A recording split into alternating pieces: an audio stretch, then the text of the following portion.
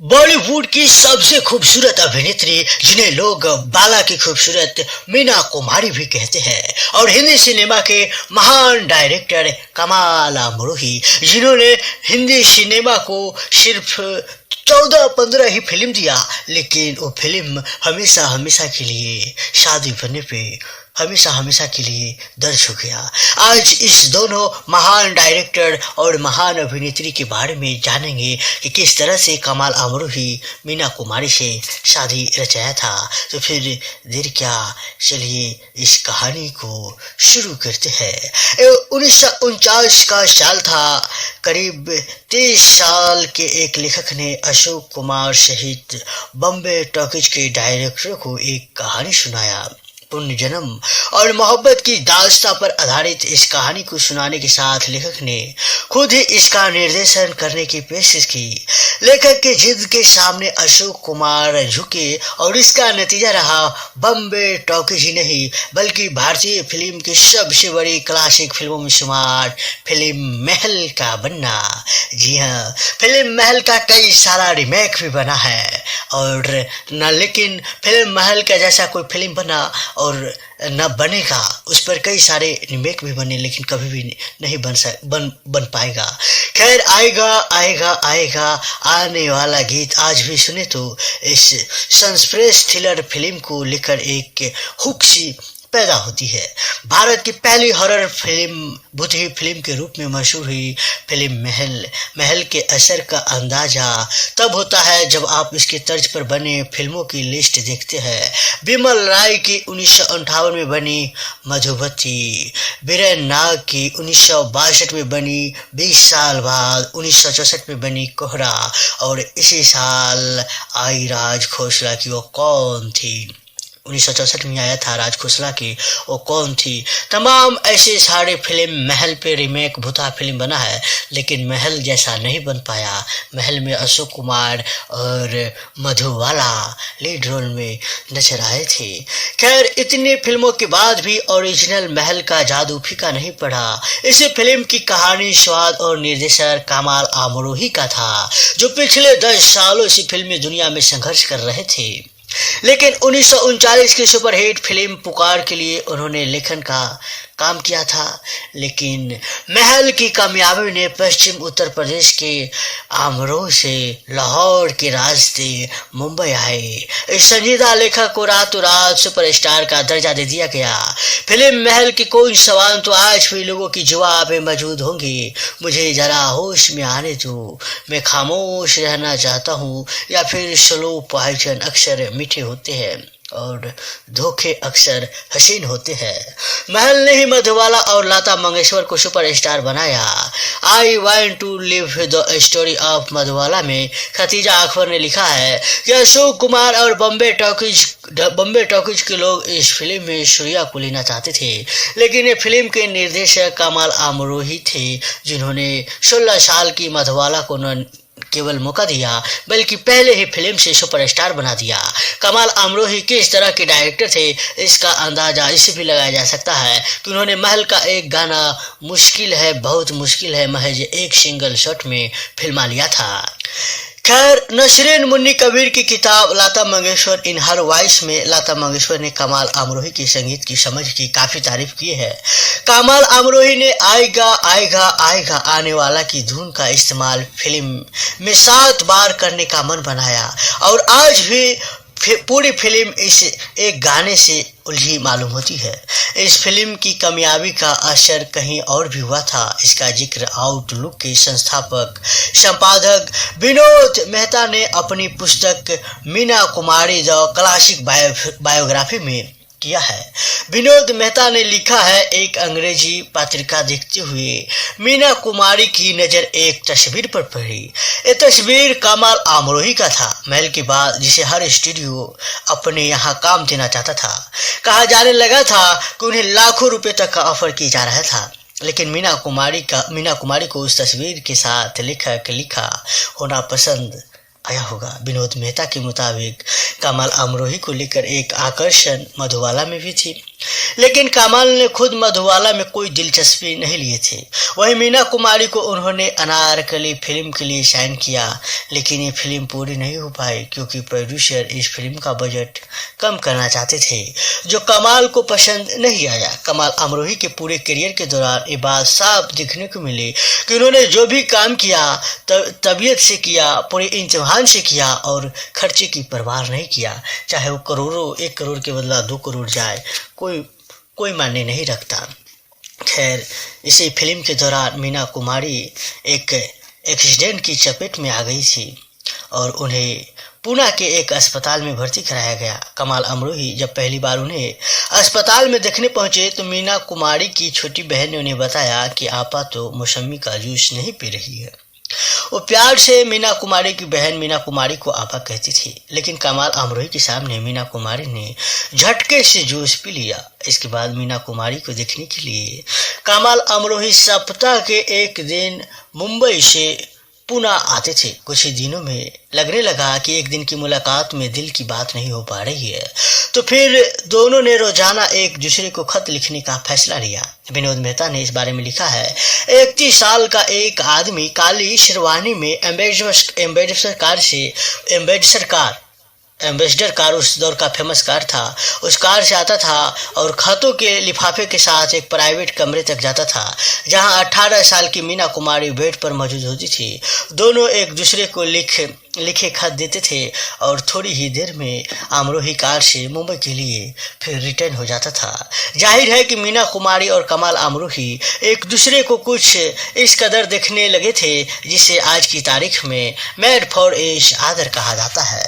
खैर, मीना कुमारी के पिता नहीं चाहते थे उनकी अपनी बेटी इतनी जल्दी शादी करे, और वो भी एक ऐसे शख्स से जो पहले से ही शादीशुदा हो और 3 बच्चों के पिता भी हो। लेकिन मीना कुमारी और कमाल अमरोही के लिए एक दूसरे के बिना रह पाना मुश्किल होता था और आखिर में 14 फरवरी 1952 को मीना कुमारी से कमाल अमरोही ने शादी कर ही लिया। ये शादी कैसे हुई इसके बारे में विनोद मेहता ने लिखा है, मीना कुमारी अपनी बहन के साथ वार्डन रोड पर स्थित एक समाज क्लिनिक पर रोज जाती थी। एक्सीडेंट के बाद ये उनका इलाज का हिस्सा था। उनके पिता कार से उन्हें छोड़ने जाते थे।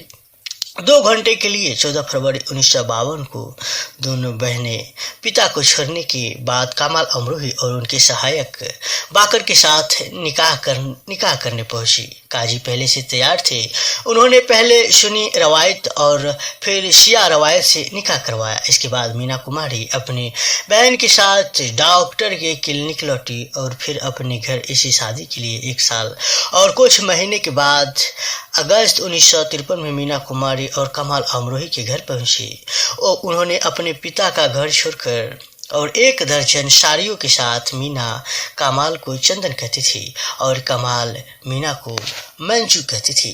मीना कुमारी को लेकर कमाल अमरोही ने अपनी दूसरी फिल्म दायरा इसी दौरान बनाई। इस फिल्म में एक कम उम्र की लड़की अपने से अधिक उम्र के शख्स से शादी करती है और फिर एक युवा के साथ प्यार में पड़ जाती है। 1953 में बनी ये फिल्म फ्लॉप हो गई थी, लेकिन तब लोगों ने माना था कि ये कमाल मीना की अपनी प्रेम कहानी है, अपनी लव स्टोरी है। लेकिन मीना कुमारी और कमाल अमरोही की ये प्रेम कहानी बहुत कामयाब नहीं रहा। मीना कुमारी तब तक सुपरस्टार बन चुकी थी और कभी सिनेमा दुनिया के उभरते डायरेक्टर और निर्देशक को ये पसंद नहीं था कि उनकी पहचान उनकी पत्नी के नाम से हो। दोनों के आपस अहम टकराने लगे। इस बीच 1953 में कमाल अमरोही ने पाकीज़ा की कल्पना की। मीना कुमारी और राजकुमार की इस फिल्म को बनाने के दौरान पति पत्नी के संबंध अपने बुरे दौर पे पहुंच गया था। 1964 में मीना कुमारी और कमाल अमरोही अलग हो गए थे और पाकीज़ा भी लटक गई थी। इसी बीच 1960 में मुगल आजम फिल्म के डायलॉग लिखकर भी कमाल अमरोही ने अपने लेखन का जलवा बनाए रखा। इस फिल्म के लिए उन्हें फिल्म फेयर पुरस्कार भी मिला था। खैर, 1968 में मीना कुमारी कमाल अमरोही के अनुरोध पर पाकीज़ा के लिए काम करने के लिए तैयार हो गई। नवाबी और अवधी संस्कृति को पर्दे पर पेश करने वाली इस संगीतमय फिल्म की गिनती बॉलीवुड की सर्वश्रेष्ठ फिल्मों से होती है। वशिष्ठ पत्रकार सिद्धार्थ भटिया ने कमाल अमरोही पर लिखे एक लेख में लिखा है, कमाल अमरोही ने पाकीज़ा में अपना दिल, आत्मा और पूरी दौलत झोंक दी थी। मीना कुमारी तब तक लिवर सिरोसिस की चपेट में आ चुकी थी। उन्होंने जैसे तैसे फिल्म पूरी कर लिया। फिल्म फरवरी 1972 में रिलीज हुआ। शुरुआती बहुत दमदार नहीं था, लेकिन मार्च 1972 में मीना कुमारी के निधन के बाद इस फिल्म ने कामयाबी के झंडे गाड़ दिए।